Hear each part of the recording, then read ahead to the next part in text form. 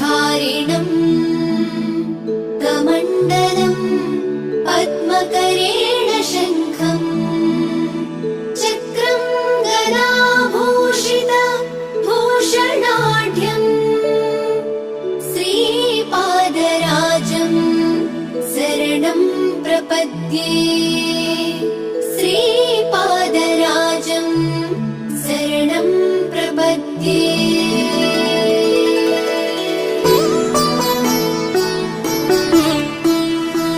श्रीमदनन्ता श्रीविभूषिता अप्पललक्ष्मी नरसिंहराजा जय विजयी भव दिग्विजयी भव